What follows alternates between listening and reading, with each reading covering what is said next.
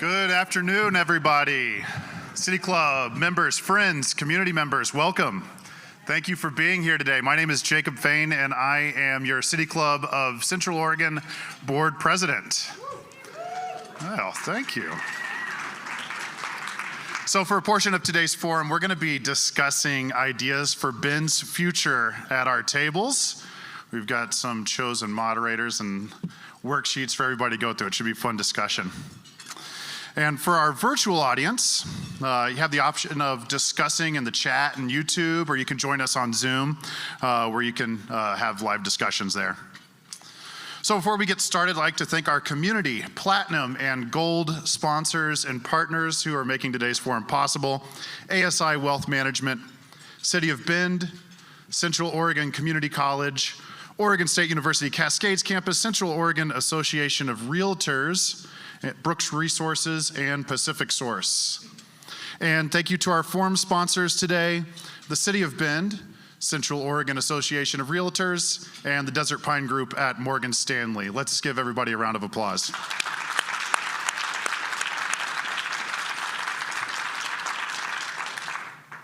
I would say that over the past couple of years, there have been a lot of changes. I don't know about you. And there are a lot of people who have been moving into our community. And many of us now have completely different ideas about where Bend is today, where it was, how it should look, and how we envision our future. And so that we ask, when we move into the discussion today, that you take a moment and consider that we all have different perspectives. We have different ways of seeing the world, different things that we bring from where we grew up and where we live now. And so this is a great opportunity to practice the tools of civility that we speak of often here at City Club.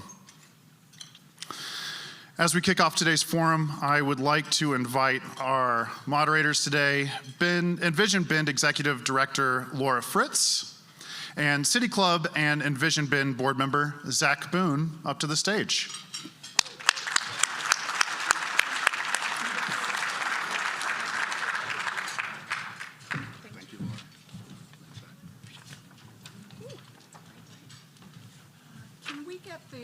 Can we get the slideshow going?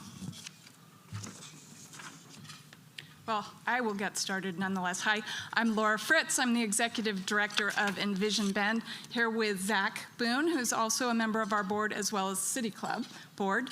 And we are really excited to talk to you today about the EnVision project. We have a really interactive program for you in which you will have conversations at your table to share your ideas about how we can make positive impacts to shape our future as a community for the greater Bend area. Before I get started, I want to take a moment, next slide please. I just want to take a quick moment to explain to you why Envision Bend is taking the lead on this project. Our nonprofit is the one that's running the EnVision project. So I want to give you a little bit of history about who we are and why we're playing that role. So many people in this room probably were involved in the first Vision project that happened way back in 2005, 2006. That was indeed called Bend 2030 Visioning Project. And once that project was finished, a bunch of volunteers really wanted to harness the energy around that effort and make sure that the vision became a reality. And so they created a nonprofit also called Bend 2030, and that's how our organization came to be as a 501c3 organization. In 2020, we rebranded to the name Envision Bend. That's our new name, and we love it.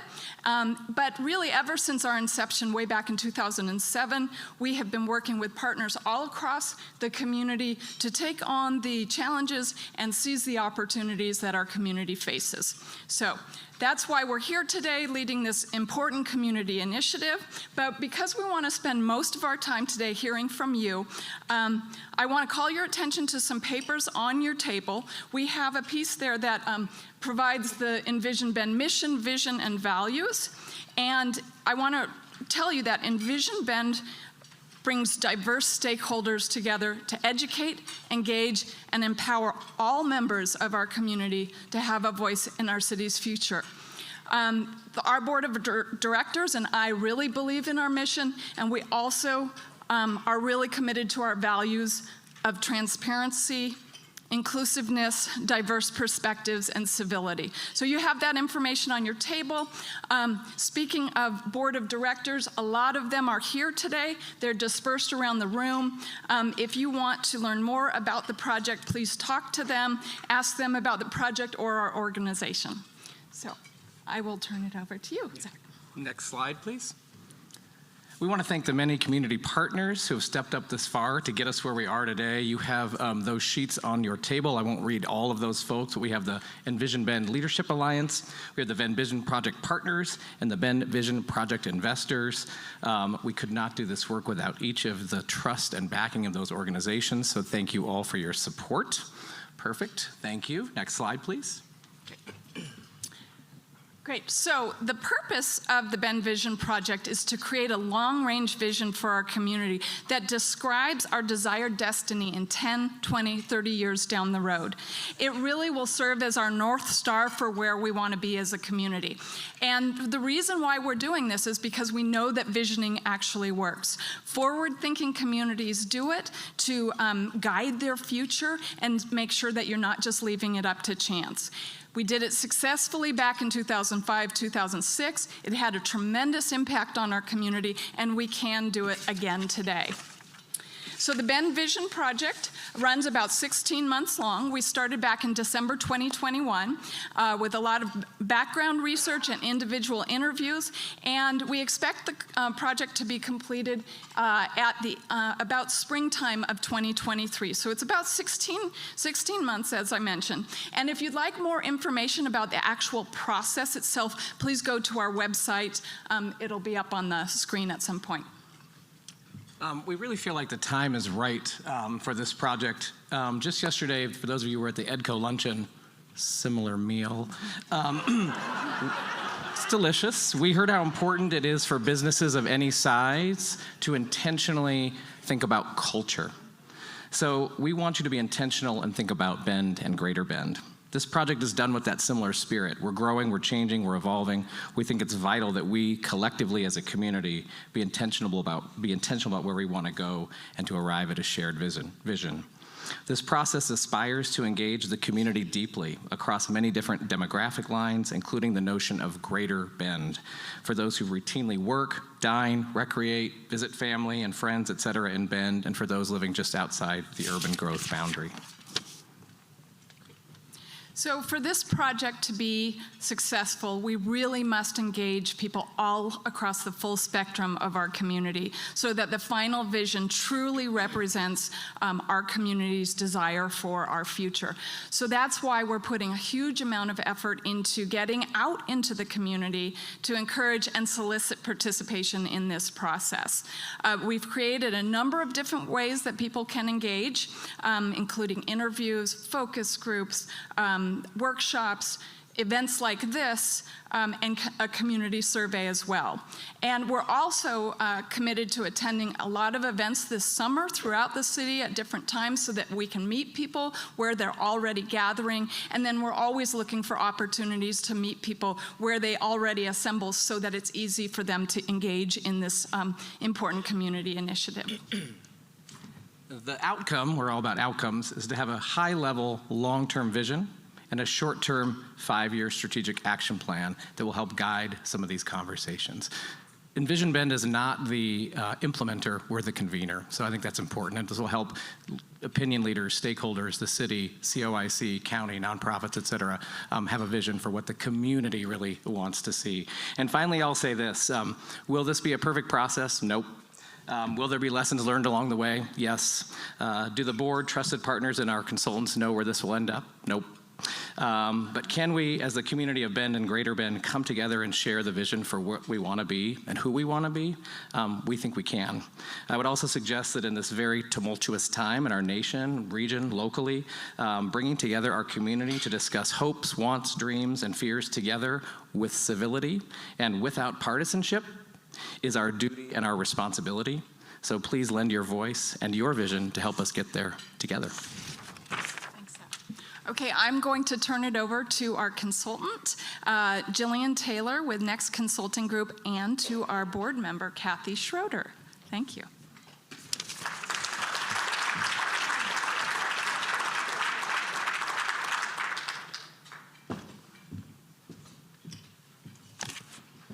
Ooh, more bright lights. Oh, it's so good to see you all. Can you hear me? Okay. This is the most people I've seen in a room in 3 years. So I want to start by saying thank you. Thank you for making the time to be here and to be part of this process.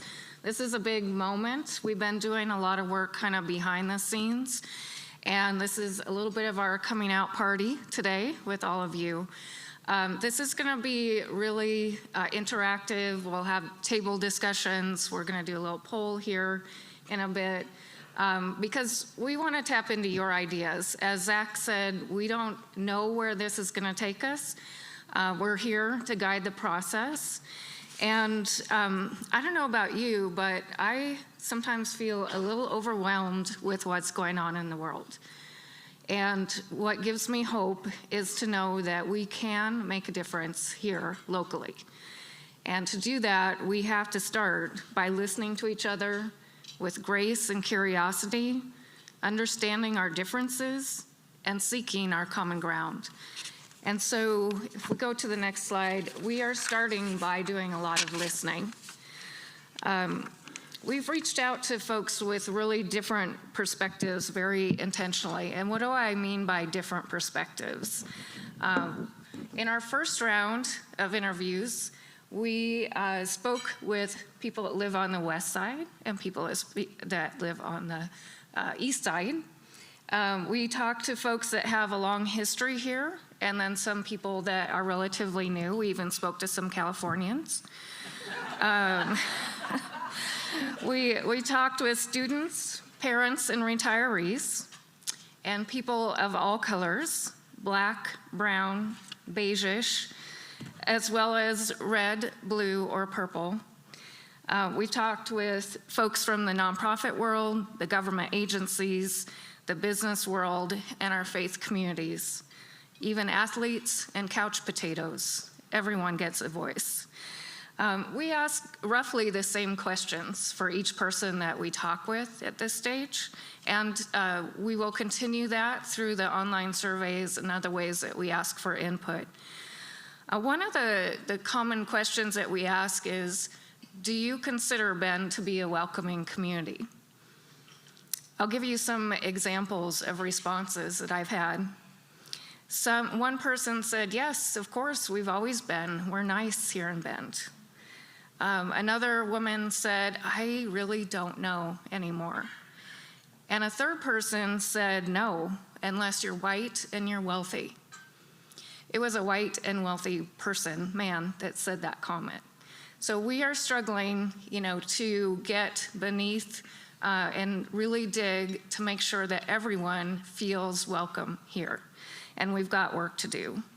So this is just a start. We are listening carefully to identify our shared values and our common concerns. So I'm going to share just a little bit about what we're learning so far on the next slide. The good news is that we do have some common values. Not everyone shares these. Many of us aspire to do better. But the number one thing that I've heard a lot about in talking to folks is a desire to maintain a sense of community. And what does that mean? We're asking that question, how will you know? It's about simple things, like seeing people when you're out and about and saying hello. It's about making eye contact and smiling. It's about knowing your neighbor and helping take care of each other. A great story that I love to think about of everyone coming together is when we've had wildfires here and livestock threatened. And it's been all hands on deck for people who have trailers and means and land to help get the livestock where it needs to go. That's the kind of spirit we want to maintain.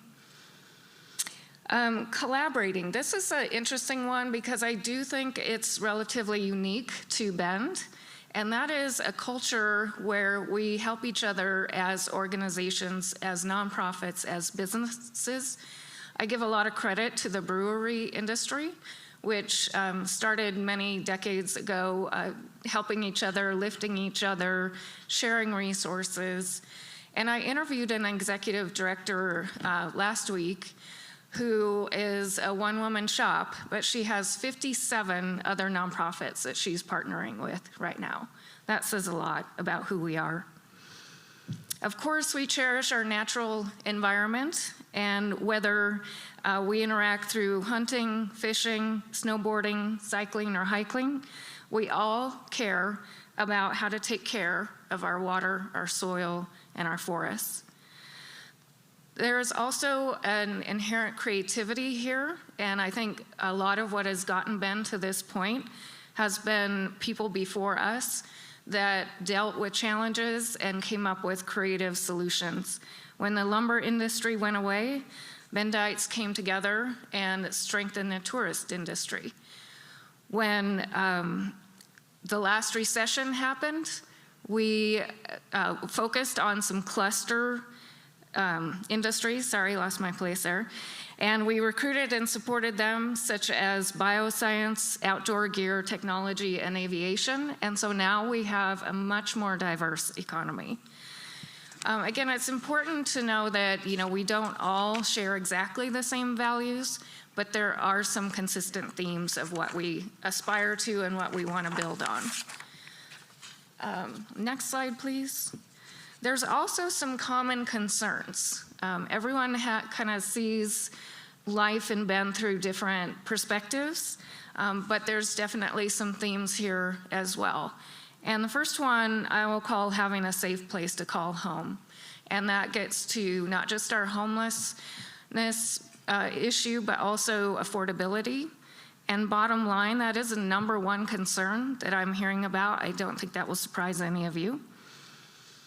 I heard a story from one person about a working couple with 2 young children, and their rent was $1,100 a month. It went up to $2,000 a month. They had to leave. They're living in their camper now. It costs them $150 to fill the tank. I don't know where they are parking, but I'm quite sure that they desire to be homeowners again. The environment, we talked about, it's such a catch-22, and we all recognize that the very things we love about our outdoor environment is what attracts people here. It attracts tourists, and therefore puts more wear and tear and demand on our resources. So how do we continue to grow and preserve what we cherish the most? We've done a lot of things well. We sustain, retain, and build on our strengths. We need to keep doing that. And we also need to identify what must change. How do we do better? And we need to address those concerns in creative and collaborative way. And that is part of what we're going to ask of you today to start that conversation. So next slide, please.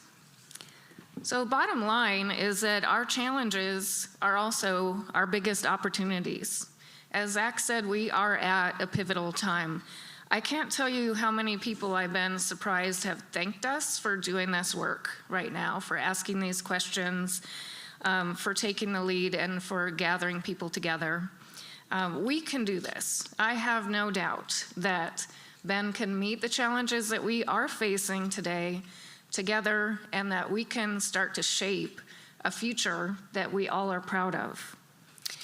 So in addition to listening to folks, we've also done some research and some work around external forces that are impacting us. And I'm going to go kind of quickly through these, but there are trends and issues that are impacting Bend that we all experience. We've gathered this data, and it will be available on a report on the website from hundreds of sources. And of course, it's always changing too. There is, as you go from global to national to local, there's less data that is available locally. However, we have reached out to many organizations to ask about their planning and their data and how we can make sure that we are gathering that so that when we get to our action planning stage, we are not duplicating efforts. This information is going to serve as a backdrop for our work to both address a change that is coming and make sure, again, that we're not duplicating efforts. Okay, so everything global, next slide, is also local. We experience these impacts locally, and we can see it at work here. For example, the smoke and heat and forest fires, that climate change used to be something that might come to us, and now it's here. Softer trends like social and economic inequality and changing culture might be a little bit different here just by nature of our demographics, but we still see there are changes happening that we need to recognize. And that's why, because we are unique in how these trends impact us, that this is not a one-size-fits-all process, and we really need to come together and get started. So we're going to start first with a quick poll, and I'm going to ask my colleague Kathy to come up here.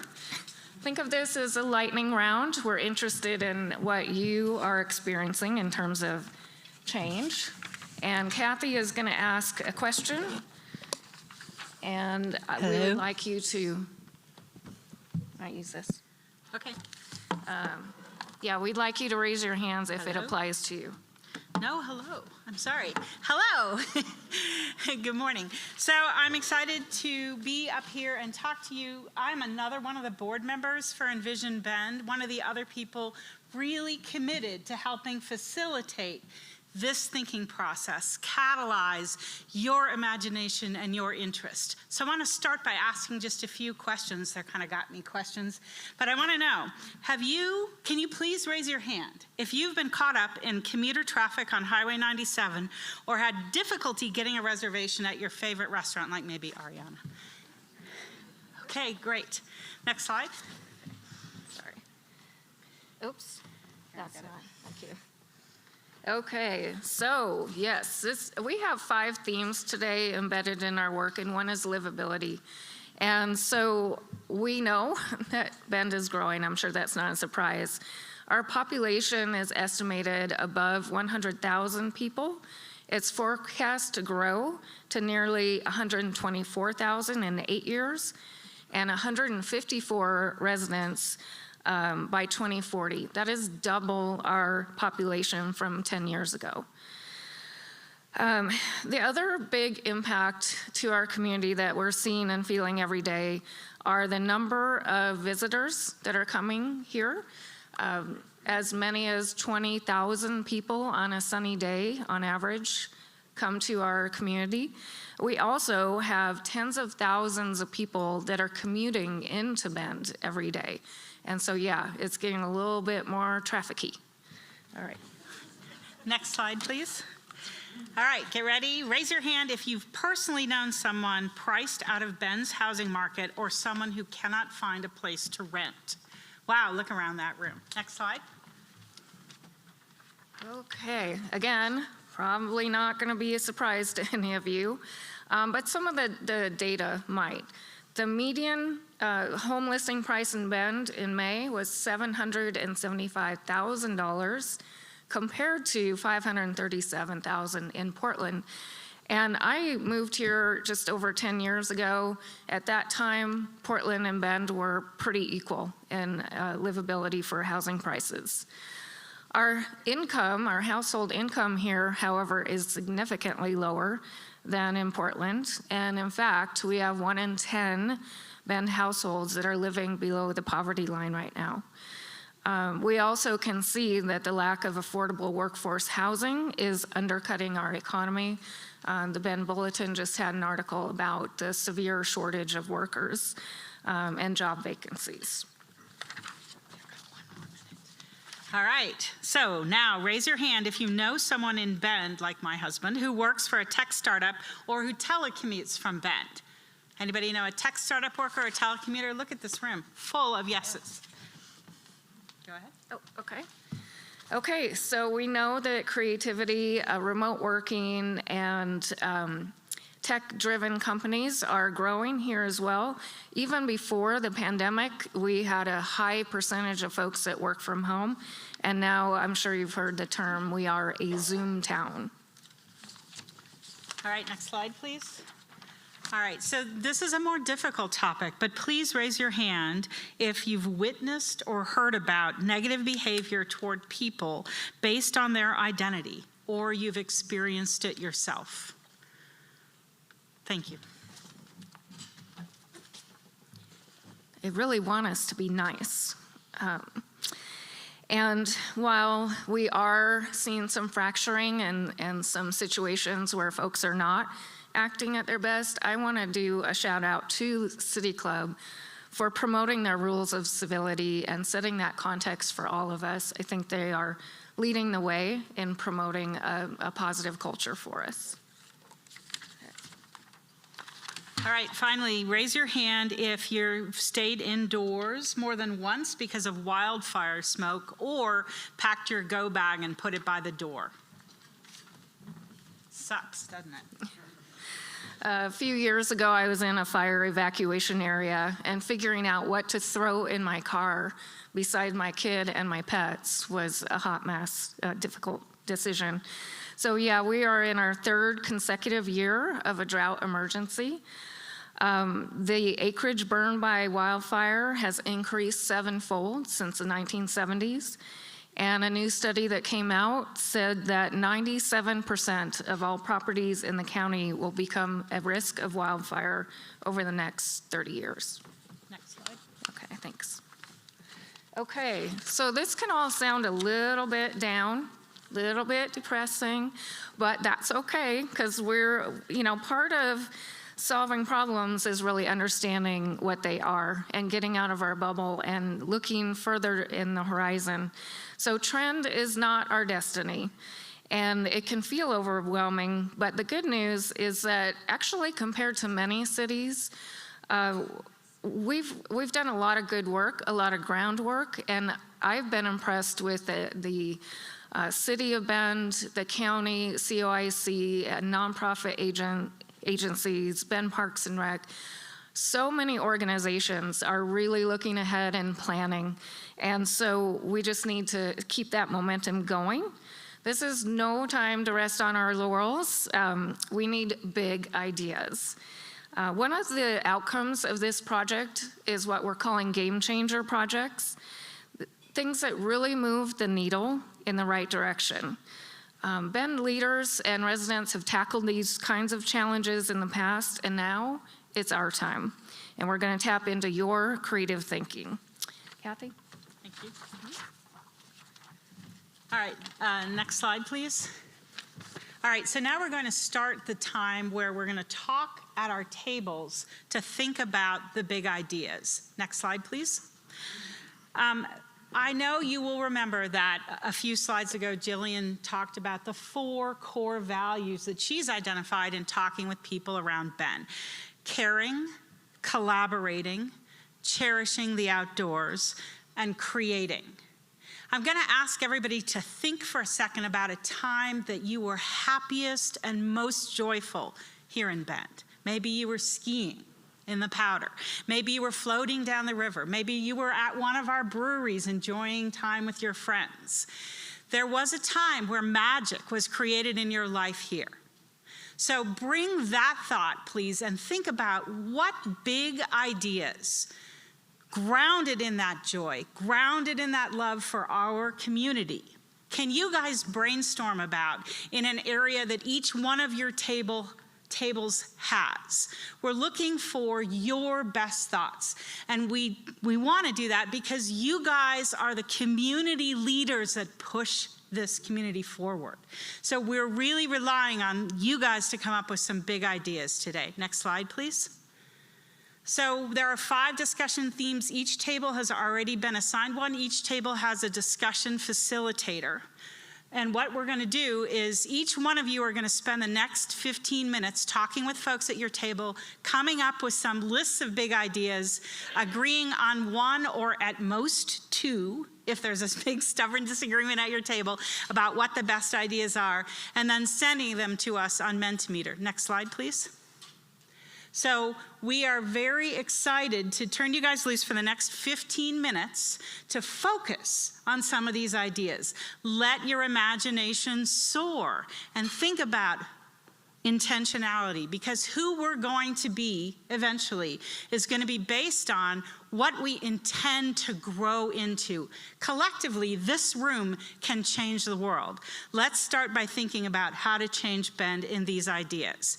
I will come back and ask you guys to get your Mentimeter submissions ready in 10 minutes. So please start talking. And thank you so much for thinking about the future of Bend.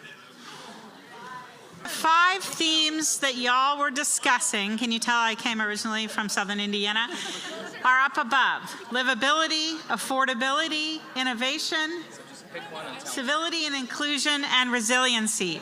And through the magic of Mentimeter, we're now going to share by topic what you guys came up with. So first, can I see the livability results? And if you have trouble, Zach. Typing is happening slowly, so. David would like a mic. Coming at you, coming at you. All right, livability. David didn't agree to a mic. First of all, I wish we had more time. This was great. I have a great table. Thank you for your feedback. Ultimately, without trying to solve it, I think the theme that came up from many different people at my table was looking at other cities, states, and countries that have already made this work, and learning from what they did or didn't do the first time. That's a great response. So a systematic position of looking around and looking at what other people are doing and learning from what other people are doing. That's great. Here are some other responses, which I, unfortunately, Zach, cannot see from here very well, so maybe you can read them. Yeah, we need universal pre-K and after-school childcare. We want developers to be required to retain trees. Be bold and intentional approach to inclusionary and affordable housing to create micro-communities, walkability, and retail services. Research other states, cities, and countries for examples of success. And ADUs, cost of housing, smaller scale, housing density, row housing, core area housing for walking, biking, prioritizing open space master planning, tree cover loss, heat shade, layer into climate action plan, and carbon account frame. Wow. Wow. All right. That was the policy wonk table. I like it. All right. So first of all, let's have a round of applause for these ideas about livability. All right. My final slide is going to contain an email address. So if you guys have ideas that you don't see up here that you are burning to share about livability, we will be inviting you to email those to us. Okay? Does anybody have anything else they want to say about livability before we move on to affordability? All right, next one is affordability. Can I see the results from that? Ooh, those are some compelling results. Did anybody have affordability? Who had affordability? Okay. Okay, so Menti sucks, I'm sorry. Menti may not have gotten yours. Peter, do you want to tell us what your table came up with? Sure. We had a very vibrant discussion. I wish we had the solutions right here at the table, but for big ideas, we focused a lot on transportation and the right incentives to, frankly, develop the kind of housing that was mentioned in the livability section before. Great, thanks, Peter. All right, Kelly. This table have affordability? So the big idea that we agreed on from our table, which was a great table, I appreciate all of you, was leveraging financial incentives to get fresh food from farms to food banks. And because I have the microphone and nobody can wrestle it away from me, Zach, I'm going to throw a second one that is pay city councilors so they can engage actually and meaningfully in problem solving. All right, so let's clap about those results. And let me underline from the affordability perspective, I don't know if you guys saw the article about neighbor impact and the challenges that it's facing, and Scott Cooper really specifically saying they need funds to get food from the fields to the people. So next one is innovation. Can I see the results for innovation? Yeah, also blank, so we need to know which tables those are. Innovation, who had innovation? Oops, that's not even, that's all right. inclusion. It's all right. It was us, Zach. It was us. It's all right. What's better? Somebody's got to talk. All right, we had innovation. We have a lot of stuff. This was a cool conversation. It started from actually more of a livability standpoint, but it was like, how do we start pooling some of the communal resources that we have together, whether it be like something like a universal basic income or landowners being able to, like the college was a big one. We've got a lot of college people at the table. How do businesses, corporations start to pool their employees together for the greater good of the community? I think we were the collection one. Oh, there we go. All right. So, Hold on, I think. can you do them? We also had innovation. Ours was a collective collaboration, and not only with the arts, but with businesses, working with nonprofits, with other entities, working together, basically collaborating versus being competitors. Thanks, Linda. All right, so let's get a big round of applause for ideas on innovation. All right. Next is civility and inclusion. Can we see what ideas we got for civility and inclusion, please? Wait for it, wait for it. We'll just come to the table. Ruth. Ruth, coming back.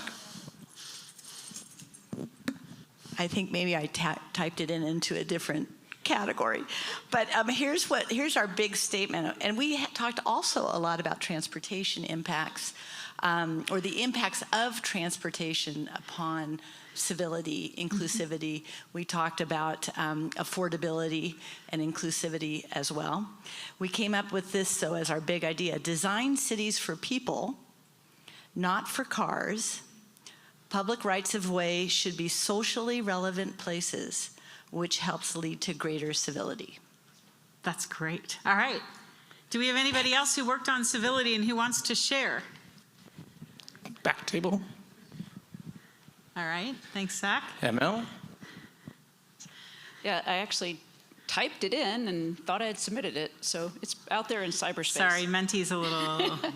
We talked a lot about things like having a visit like a local campaign, but targeting not just visitors, but targeting people that are moving here and targeting people that are longtime residents. So tapping into everybody's sense of what it is to be here and really promoting the good side of things. So things like, we're Bend, we're family, slow down, breathe, take a breath, chill out, go outside. That's great. Thank you. All right, let's get a round of applause for civility and inclusion. All right. Finally, resiliency. Resiliency is our last one. Maybe it'll come up, maybe it won't. Who worked on resiliency in here? These lights, okay. Zach here. Yep. Chris's table, I can't Who's see. your spokesperson? Jay's. I don't want to be the spokesperson. Perfect. Chris? We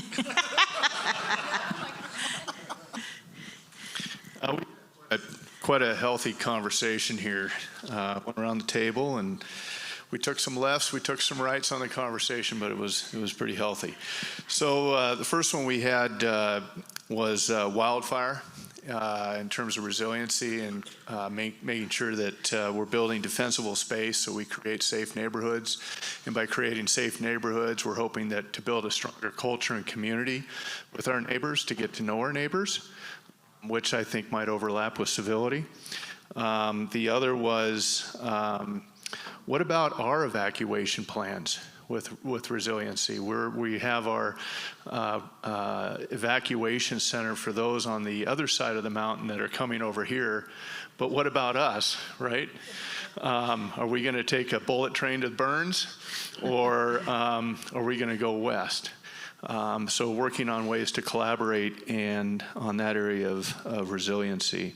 The other one that was noted down was community forum to debrief what went well and what could improve after dealing with such adverse situations. That's a great idea. So we had a really healthy group roundtable, and that's our contribution. All right. Does Kathy, anybody... I'm excited to go to the Harney County Vision Project Bullet Train from Bend. No.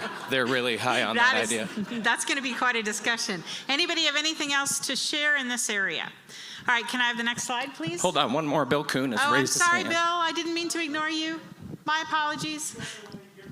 There you go. And then you get ignored. That's not fair at all. I appear to be mentee challenged as well. My idea I thought was submitted, but anyway, we had a real vibrant discussion with our table around resiliency as well. And our big idea was really building out capacity building at the fairgrounds, which has been identified as a FEMA site, but we frankly are lacking in capacity in the event of hosting a large-scale FEMA evacuation. And so we talked a lot about what that might look like and how to go about making sure that we're collaborating with regards to funding and some of the other development that's happening up in that area. And then we also too touched on transportation planning, working closely with Red Cross, with law enforcement, to really build out a cohesive plan that we're able to execute upon in the event that we need to. Excellent. All right, let's have a round of applause for our resiliency. All right, so we are not going to be able to pull this off if we don't keep getting this kind of participation, this quality of ideas, this kind of passion for the community. So next slide, please. Please join us. Please be part of our effort. We're looking for people to take an online survey. We'd like to have tens of thousands of people share what they think about this community. We're looking for people to attend our launch week, to visit our website and sign up for our newsletter, to participate in our Listen and Envision discussion series, which we'll be announcing. And so we are going to move forward to the extent that we all collectively can put our effort and our heart behind being intentional about where our community goes next. Next slide, please. So I promised you an email address on the last slide. So 2 pieces of good news. Here's the email address, and I'm on the last slide. Thank you all very much for participating. I want to mention too, not on our slide, is if you want to support our work financially, we do have a donate button on the envisionbend.org website. We are not entirely funded by the city of Bend this time. Last time we were. The county is also considering funding us. And so if you know any county commissioners, and the one in the room, spoiler alert, is already committed to going this way, we would love to have support from the county as well, so please feel free to reach out to them. But mostly, please leave here feeling like we are in control of the destiny for Bend to the extent that each one of us invests in, cares about, communicates about, and works toward a vision for the future. Thank you very much. Now I forget who I'm introducing. Here comes Kim. Thank you so much to the Envision Bend staff and board and volunteers that helped put together today's program, especially Kathy, who both serves on the Envision Bend board and our program committee and got to navigate between our 2 organizations for the past couple months. We could not bring you these forums, especially in a hybrid format, without our sponsors and members. So thank you to all of you who are involved in City Club. And if you are interested in what that looks like, please do not hesitate to reach out to me. Thank you to all our elected leaders in the room today. We have representation from the Bend School Board, the City of Bend, Deschutes County Commission, and Bend Parks and Rec. And then on your tables, you have these little rat cards, and there is a QR code on the back. And if you've been to a restaurant in the past 2 years, you're probably nice and familiar with QR codes now. That will take you directly to the link for Envision Bend. The server, yeah. On July 14th, please join City Club back here for our presentation on Getting From Here to There, Transportation Visions and Realities for Central Oregon. Thank you for all being here today and for participating in a wonderful discussion. We will summarize the results and the ones you couldn't see and make sure that gets out to you. Please continue to cultivate conversation about issues that connect us to build a strong community. Thank you.